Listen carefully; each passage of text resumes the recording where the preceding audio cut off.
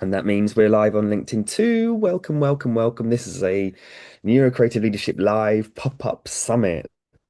And so excited to um, be here doing this with so many. What I'd like to say is the that we're here.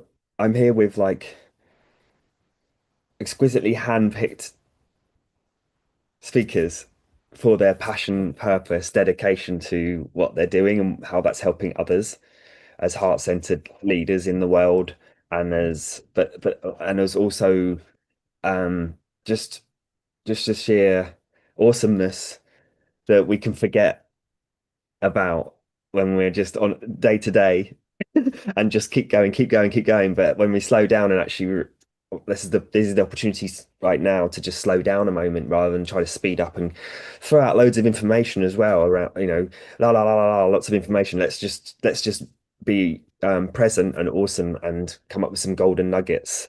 Uh, so thanks for being here, Rachel Dungan. Uh, Great to be and here, Rory.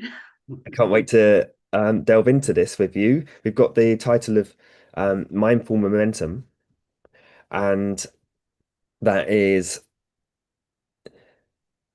a topic that's been very, very. I didn't know that I would be needing so much mindfulness later on in life to keep going in so many ways. And so I used to just be in my own bubble, and I was happy floating here and there, but I was also really frustrated, really frustrated. So and that was causing a lot of issues and not be able to grow into my own vision of what I wanted to create. So this is the example, this is the testimonial of mindful momentum here. So and we've got a awesome specialist in this too. So um Rachel, firstly, um what's your favorite topic in your life that gives you sense of passion and purpose, that's not necessarily about life or just about work, but it's something that feels like a glue to you on the inside, that drives you with who you are and what you do. As I said to you before we went live, I said, I have no idea what I'm about to say, as in, I haven't pre thought it. But, as you pose that question, the two words that are popping in are curiosity and learning. And I have always been a fascinated person, fascinated with it. I wonder why that works, or I wonder how that could happen, or what I wonder.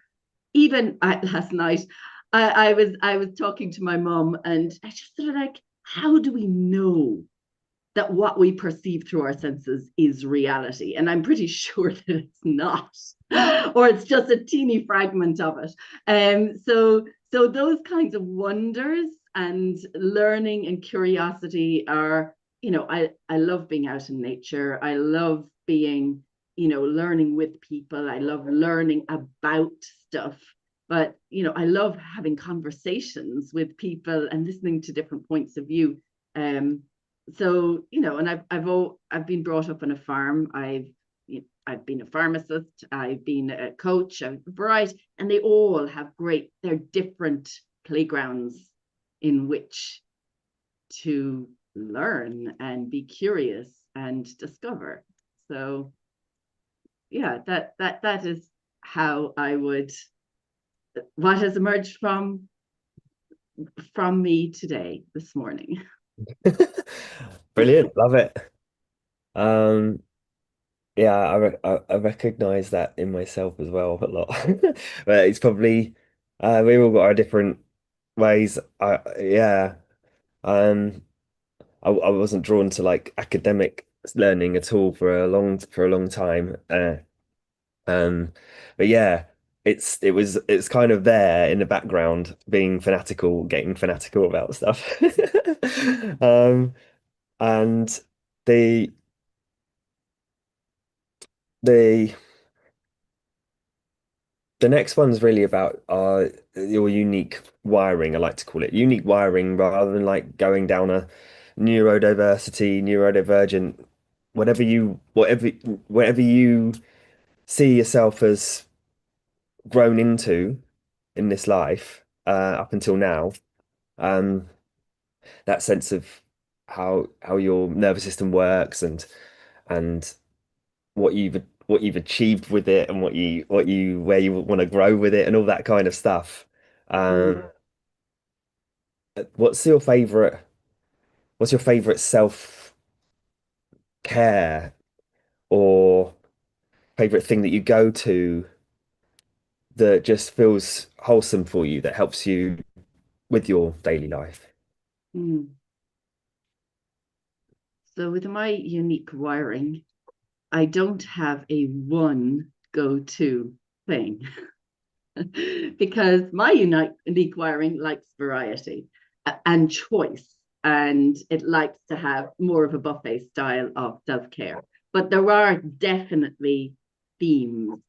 So I definitely getting outside and is very grounding for me. Getting moving in any way, be that dance or yoga or walking or you know anything that has my body moving helps my mind to quieten. And I don't mean quieten. It maybe helps my mind to get clearer, and it would be a better way than quieten. Um, and even I notice I'm doing this as we're talking, just just having that sense of touch, but it's also movement. Um, so those elements that give me a sense of I hear you, I see you, I feel you directed towards me are things that are always helpful for me. Love that. Thank you so much for sharing. That's brilliant. The the it leads on nicely to because you've done similar cross paths on the mental fitness journey, and I'm going to throw out the five powers at you, and Mm-hmm. and as you listen to how they land for you now, which one of those is your favorite one at this time that helps you to be be you and where you want to go? What's the one that's almost like the one that you need to focus on at the moment or want to focus on at the moment in life as well? So, um, if I say them, empathy, curiosity, creativity, navigation, and activation.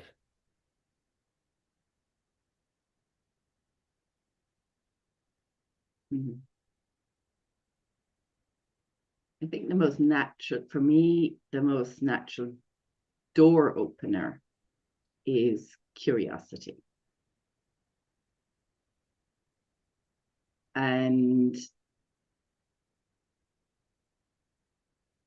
then it depends on, is it an interpersonal thing that is there? Is it something that's very joyful that I naturally want to lean into, or is it something that I'm actually really finding quite challenging to lean into, and I want to stay open and curious, even though there's other signals that I'm getting that are wanting me to shut down or protect in some way. Um, So that will depend. Is it empathy? Is it creativity? Is it that navigation? Or is it activation that would be the next, the step after the door opens, what's most needed? And sometimes for me, I know it can be empathy, as in empathy for myself, to stay there with the door open and not retreat, to feel that hesitation or fear or concern, whatever that is, but to stay there and to feel grounded, and then maybe extend that empathy to another person if that's what it's about. It isn't always. Um, and and then to maybe go to navigate and say what's most important here, what's truly most important. And from that place, maybe it's activate so I can get a bit of elevation and see things differently. And then, almost get a little bit of different perspective so that I can get a little bit clearer and a little bit more certain, and a little bit more sense of inner confidence that I'm on the right path and I'm safe to keep moving. They're the some of the things, and of course that requires creativity. That requires, how do you get some elevation when it's when your inner world there may be no hills, so there's all of that comes in. Mm, thank you for sharing. Yeah, yeah, it's the never really completely separable. Um, it's and moving through them daily is important for me as well. Mm. Um, and then that nicely leads on then to this sense of the creativity and the leadership pieces. Mm. Often perceived as different opposing forces in a lot of ways in the past. Like the idea of the creativity being open and playful and intuitive and messy in some ways, messy to chaotic to just allow, and then the sort of feminine energy of, or the idea of that, and then the leadership being more masculine, taking action, structure, do this, do that kind of, again, and the older terms for leadership being, this is exactly what we need to be doing, let's do this kind of thing.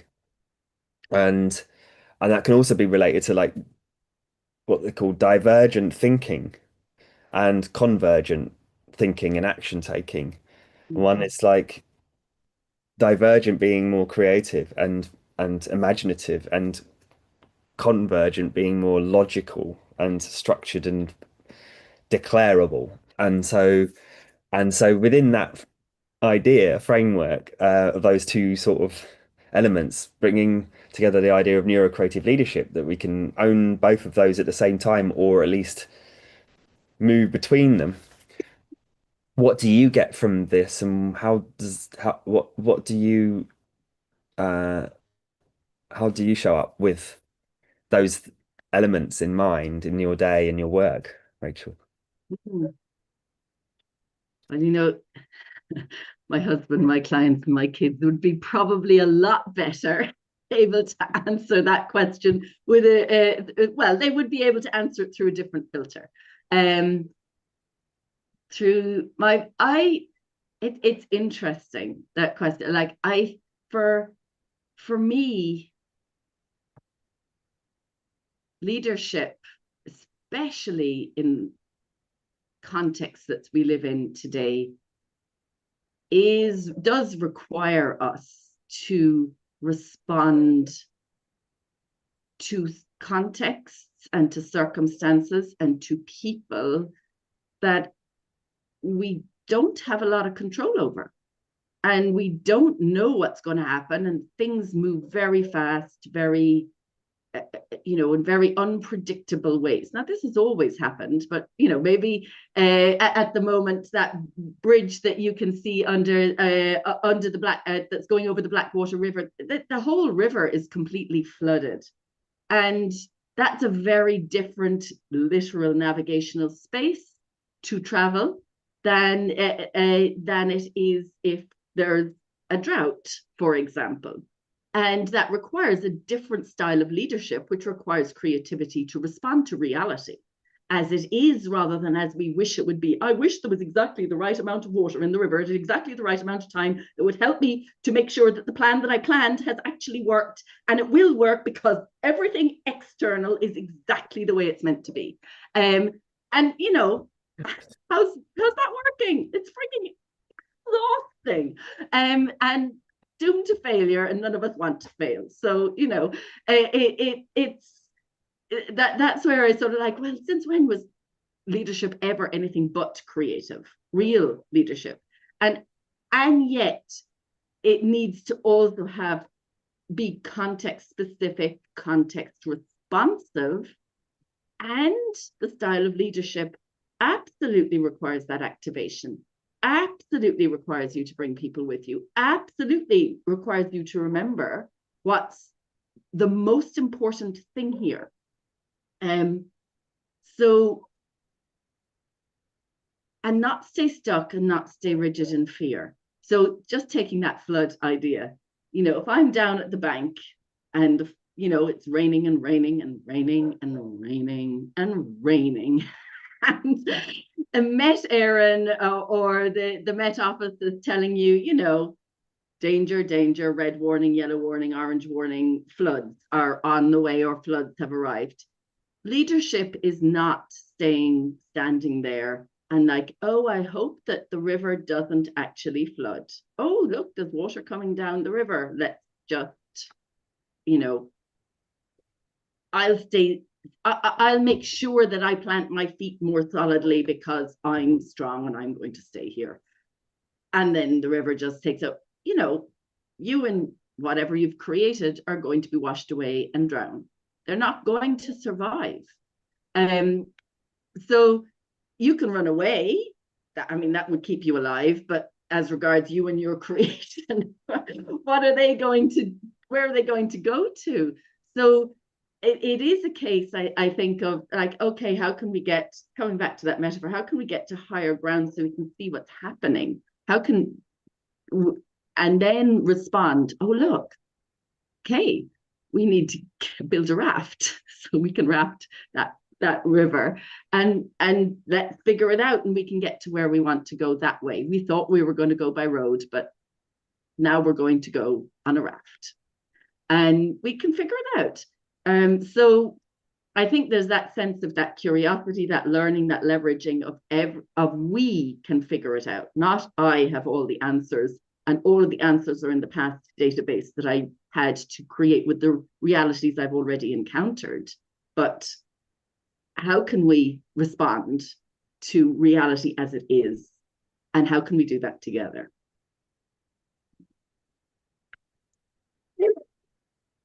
And the crowd goes wild. Yeah, that was wonderful. Thanks. Thanks, Rachel.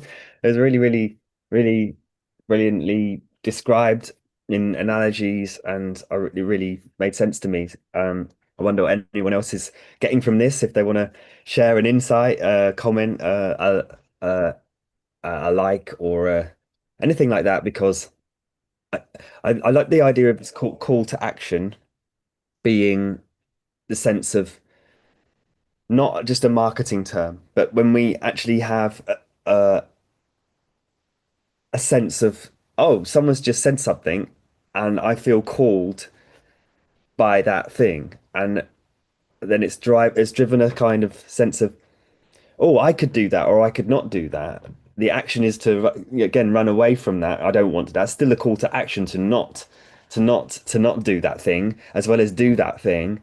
And so when there's a sense of, oh, I've just got an insight, writing it out there may be someone else that needs to hear that. And the more, if imagine it in a world where we heard things and then repeated them back out, especially on the algorithms, how quickly cool, interesting topics would spread and algorithmically vibe uh, from each other if we could remember what that call to action is rather than the sense of, oh, now I'm inside myself, I feel resistance to doing it. If there's resistance to call to action, then it actually means that it's it's something to it is something important that wants to be done about. Otherwise, it'd be like, nah, that's I don't understand any of that. I don't care about any of that. That's fine. But if there's like, oh, I want to do that, but resistance, then what's that about? And so the reason why I'm saying that is because um there is this sort of calling part of our creative vision, and then what actions do we take within that approach? So if you've heard anything and you've liked it, give us a little highlight, a share, and or a comment. And so wrapping up this wonderful chat, um, Rachel, there's the unique value proposition is a one term for it, but what is it that you've noticed in what you bring, your natural strengths and skills and gifts to the world through life and work?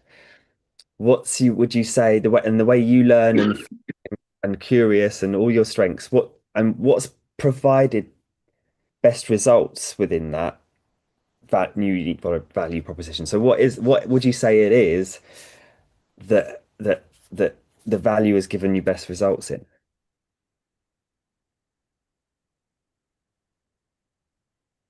For me, it's prioritizing strategic thinking time and learning how to think and how um, to be present with myself, with another. It's it's putting in those punctuation marks into the day, the week, the month, that actually make me prioritize what that space, that spaciousness. So I'm going to use another metaphor because that is how my mind works. The idea of, if I write a book and it's just a continuous stream of letters, no gaps, no capital letters, no commas, no paragraphs, nothing. Okay, it could be brilliant. It could be Nobel laureate quality literature, but nobody can make sense of it unless you take a huge amount of time to try and figure it all out. But our mind is like that. It gives us a continuous stream of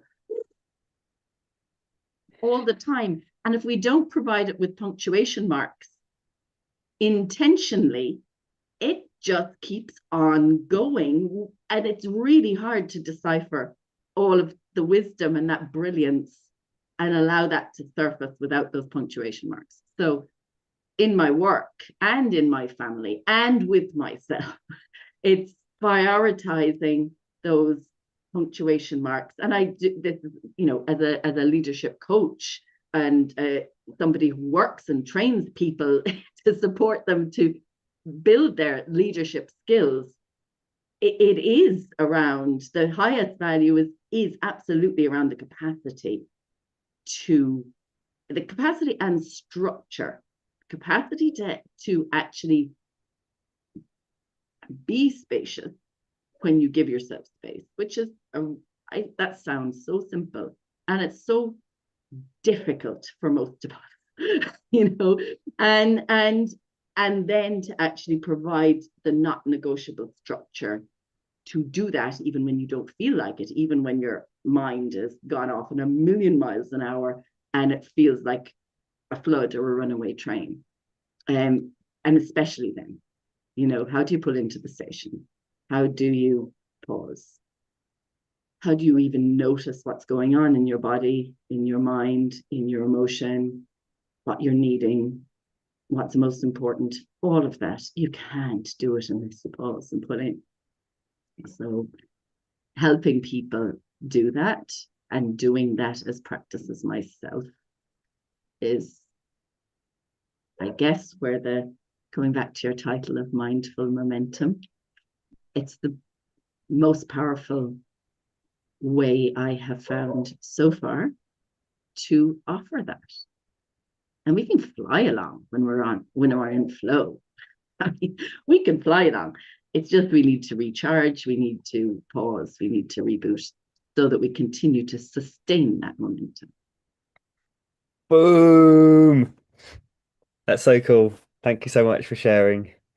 Um, yeah, I love the idea of the priorities and then into space, priorities for the space and the shapes of it, and working with that to create the momentum and the flow.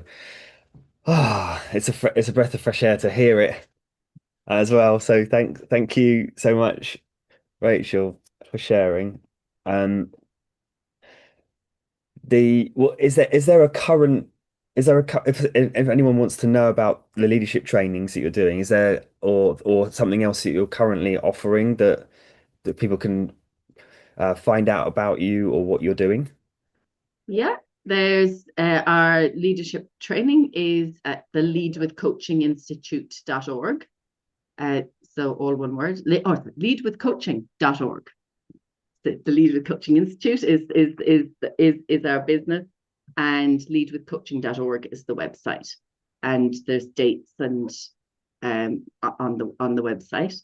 And yeah, I can send on a link for, I do offer strategic thinking sessions as one-offs and one-on-one coaching, depending over time with people, if that's what they need and what they feel, as you said, called to do or called to be, and that's how that lands with them. And I offer that as well, so I can send on the details for that. Brilliant. Excellent. Yeah, that we'll put that all into the speaker. There's going to be a speaker directory inside uh the coaching dashboard, the summit pop-up summit dashboard. So feel free to give us a wave if you want to watch more videos. That all these lives are being collected and put onto an amazing schedule inside the dashboard, and it's just a free registration, and it's a limited time for free to watch all of the videos for the next couple of weeks at least around that time.